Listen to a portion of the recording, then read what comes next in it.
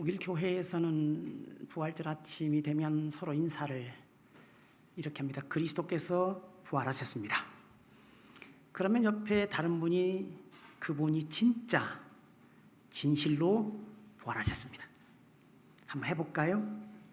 그리스도께서 부활하셨습니다.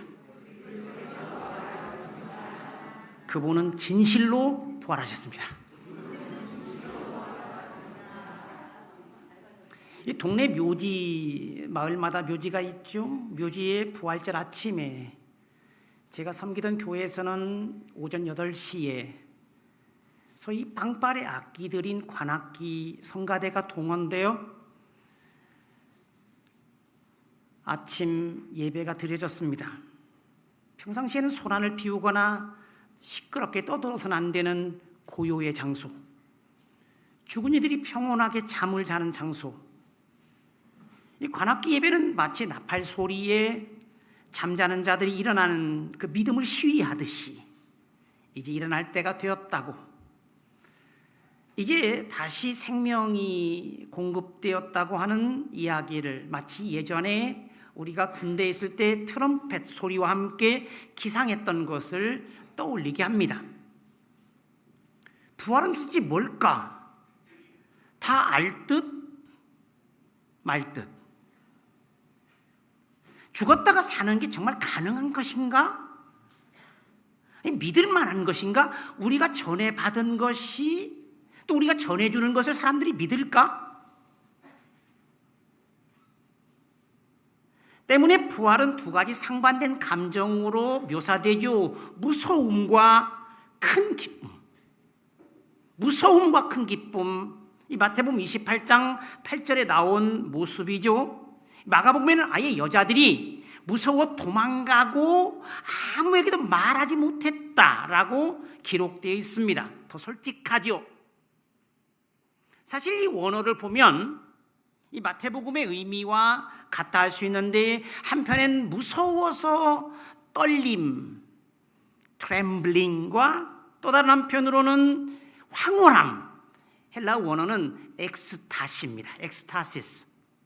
물론 이 단어는 긍정적으로 표현될 수도 있고 어떤 황홀한 기쁨을 표현할 수도 있고, 또 다른 한편으로는 뭔가 제정신이 아닌 혼란스러움을 뜻할 수도 있습니다. 이 엑스타시란 말은 사실은 자기 밖에 섰다는 뜻입니다.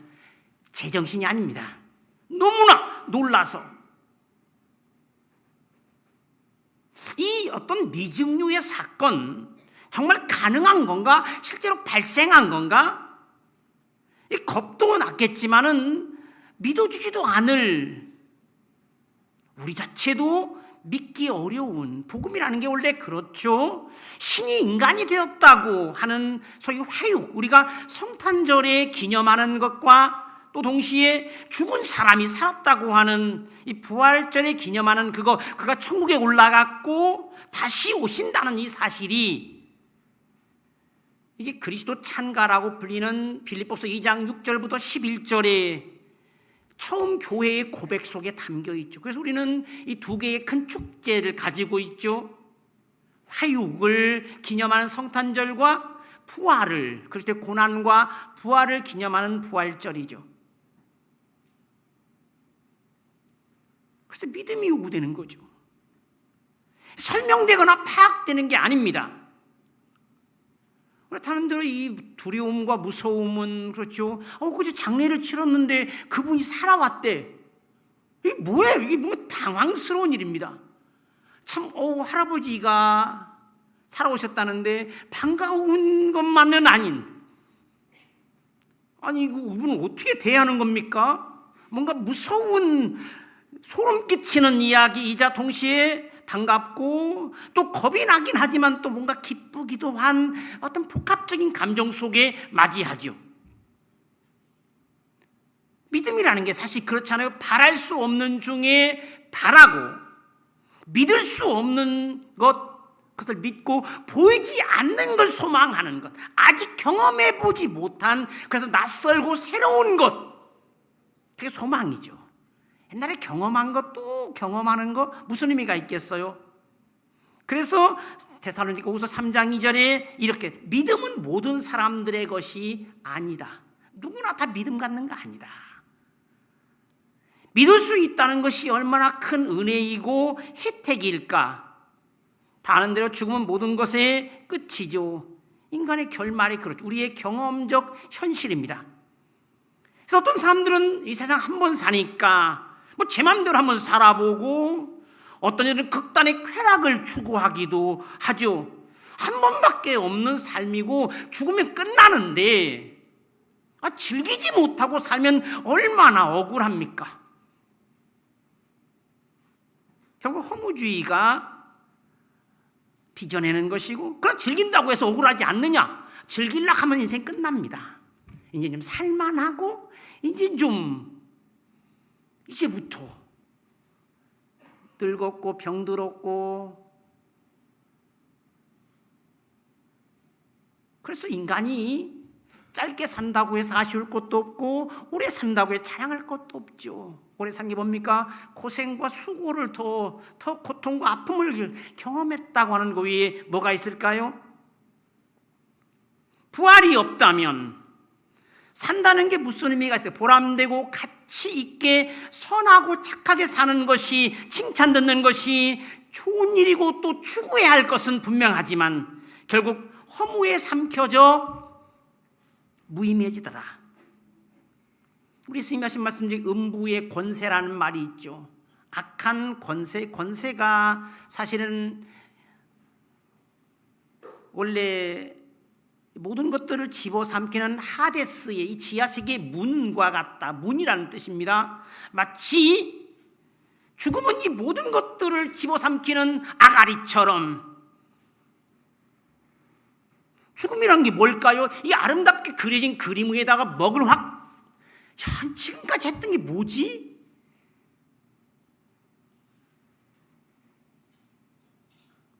모든 것을 덮이는 어둠이죠. 우리가 아는데 어둠은 색깔도 모양도 다, 이 얼굴 여러분 이쁜 거 피 때문에 그런 것이잖아요. 아름다운 색깔들도, 아니 죽으면 그동안의 노력은 다 뭐란 말이지? 결국 다 쓰잘데없는 거 아닌가? 그렇죠. 만약에 우리의 달리기가 지금 저 목표를 향해 달려가고 거기에 마지막 나를 위한 금메달이 없다면, 이렇게 죽어라고 달려가는, 물론 그 길을 규칙대로 해나는 전제는 있지만 그 승리가 약속되고 준비되고 보장되어 있지 않다면 허공을 치는 거 아닐까? 그런데 누군가가 죽음에서 살아났단다. 그 불가능한 일을 한 인물이 하나 있다. 한 사람이 걸어감으로 길이 생겼고, 이를 두고 뭐라고 합니까? 그가 장자다,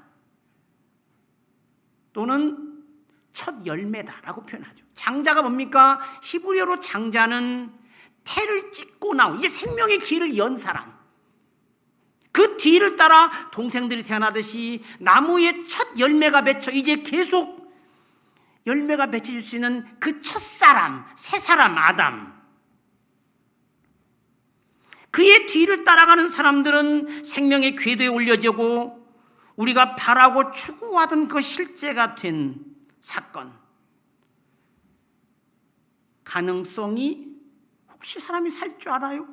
모르는 일인데 그 꿈이 실제가 되었고 잠자던 것들이 활성화된 것, 사람이 할 수 없어 하나님이 사람이 되도록 보내신 그의 아들이 한 신앙은 우리도 그를 따라감으로써 구출될 수 있고 그 길을 감으로써 믿음과 소망 속에서 구출될 수 있다고 하는, 싸우며 헤쳐가며 살아가는 특별한 삶이 신앙생활이죠.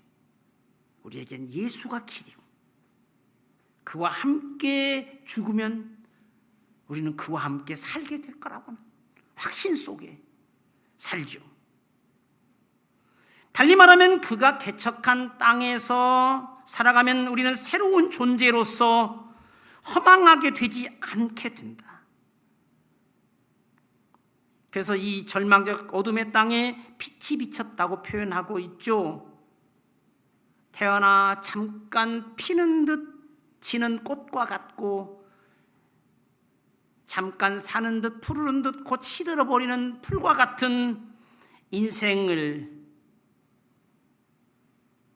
그 인생에 올라탄 어떤 허무의 쳇바퀴 속에 어둠의 반복과 순환이 이제 멈추게 되었음을 이야기하고 있죠. 근데 그 빛이 어떻게 들어왔을까? 어떻게 그 길이 만들어졌을까? 어떤 충격이, 어떤 빅뱅이 일어났을까?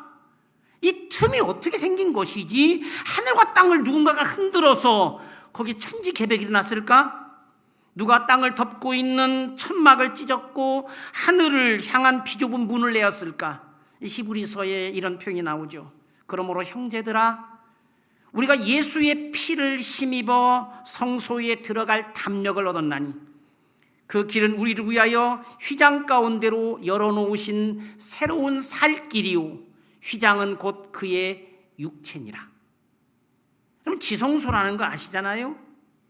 지성소는 소위 언약궤가 있는 특별한 장소고 거기에는 대제사장이 1년에 딱 한 번 들어가 하나님의 이름을 부를 수 있는 장소입니다. 사실은 하나님 이름도 잊어버렸죠. 불러서는 안 되니까.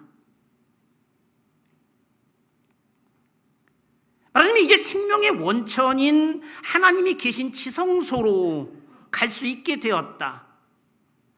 샘의 원천으로 갈 수 있게 되었다. 예수께서 자신의 육체로 휘장을 찢었다. 영생으로 가는 문은 무덤 뒤에서부터 시작이 되죠. 신앙생활도 원래 그렇죠. 신앙생활은 자기 무덤 위에서부터 시작하죠. 내가 죽고 내 속에 예수가 살 때 끝이라고 생각된 무덤 너머로 하늘문이 열리더라는 겁니다. 그래서 예술가들은 그것을, 이 불가능한 희망을 틈새를 통해서 들어오는 어둠에 비치는 아주 작은 불빛으로 그려내려 하죠. 이 절망의 땅에 하늘빛이 새들어 왔다는 겁니다. 종이에 난 칼자국처럼 지극히 조그마한 틈이 생기고 좁은 문이 생긴 거죠. 하이델베르크 여러분 주보의 전면에 나와 있는 해설을 참조하면 좋겠습니다. 그것을 통해서 어둠 저편으로부터 한 줄기 빛이 환하게 비춰오죠. 여기 죽음이 지배하는 땅에서는 만들 수 없는 그 빛. 그래서 호세아에서의 말씀대로 죽음의 골짜기인 아골을 소망의 문으로 만들어 주셨다. 제가 가장 좋아하는 성경구절 중에 하나입니다. 호세아서 2장 15절. 아골 골짜기, 죽음의 무덤이 소망의 문이 되었다. 벽이 문이 되듯 불가능한 것이 가능성이 되었고 예수 부활하셔서 우리의 희망이 되셨네. 이게 밖에 붙여진 이 플랑카드의 부활절 메시지입니다. 부활은 더 이상 그림의 떡이 아닙니다.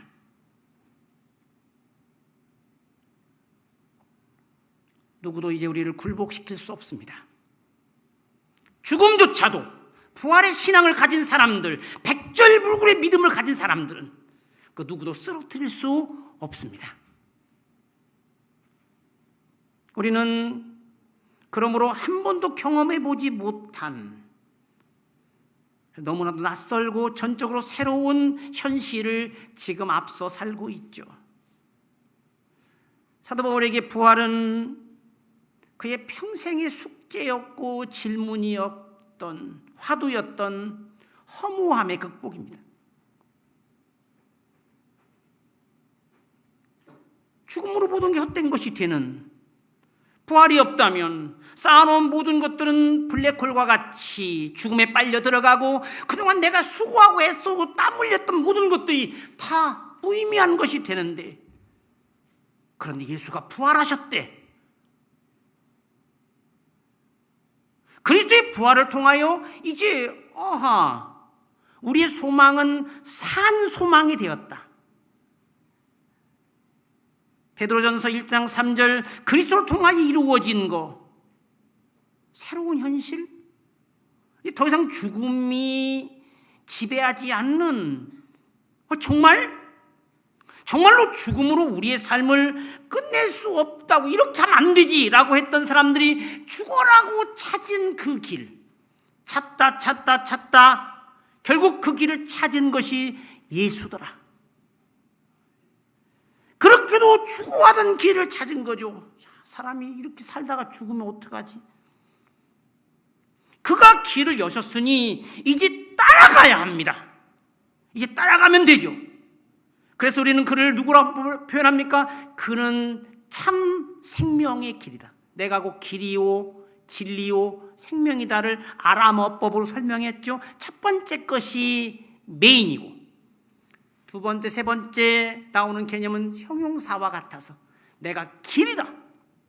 참길, 생명의 길. 우리는 그에게서 답을 찾은 사람들이죠. 이제 찾았으니 죽어라 가야죠. 죽어라고 따라가요. 바울이 그런 사람이죠. 내가 부활에 이르려고 다름받기를 하고 있다. 그 부활에 이르려고, 바울에게 부활은 죽지 않을 몸으로 변화되고 그 오신 그리스도로 감싸이는 것이고, 그러므로 새 사람 그리스도 안에서 살아가는 삶은 없어지는 게 아니다.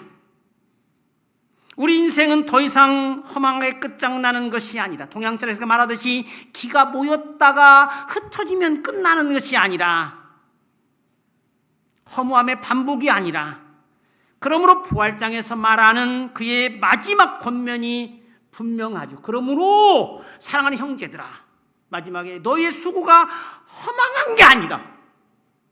주 안에 사는 거 아무 쓸모없는 것이 되는 게 아니다. 어떻게 말합니까? 더 열심히 견실하고 흔들리지 말고 주의 일에 더욱 힘쓰는 자들이 되어라. 우리 인생길은 결승점이 없는 그저 달리는 배회와 방황과 유랑이 아닙니다.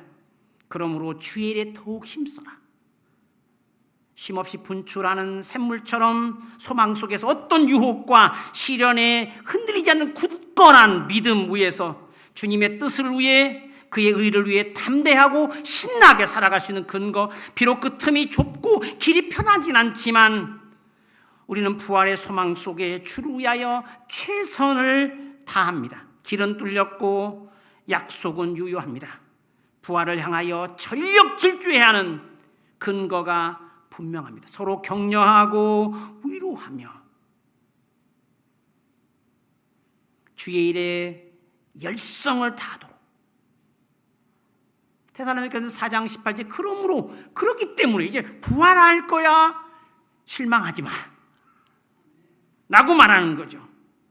그리스도 안에서 한 우리의 모든 노력들과 흘린 땀들은 천국의 곳간에 보관되는 값진 것이 되고 하늘의 상급이 된다고 하는 것은, 거기는 도둑도 좀도 동록도 없는 그곳.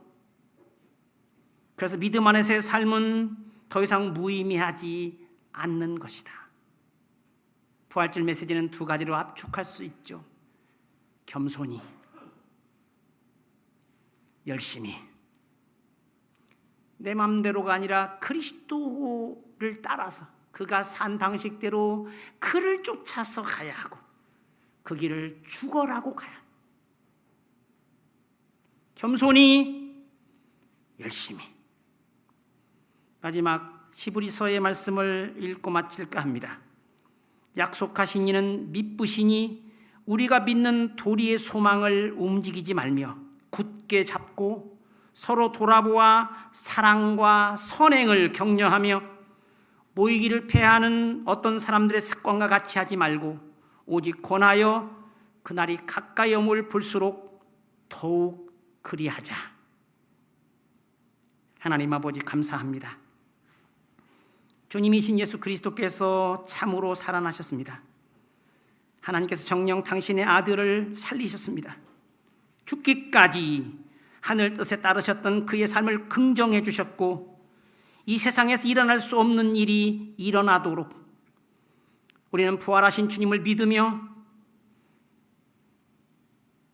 우리 주님 예수 그리스도께서 가신 그 길을 가는 이들에게 부활의 소망이 현실이 될 것을 믿으며 우리의 부활을 소망하는 가운데 주님의 뒤를 겸손히 열심히 따라갑니다. 진심으로 놀랍고 기쁘고 감사하며 더욱 주님과 함께 주님의 사람으로 살아가기로 다짐하옵나이다. 우리와 함께 계시옵소서. 우리 구주 예수 그리스도의 이름으로 기도하옵나이다. 아멘.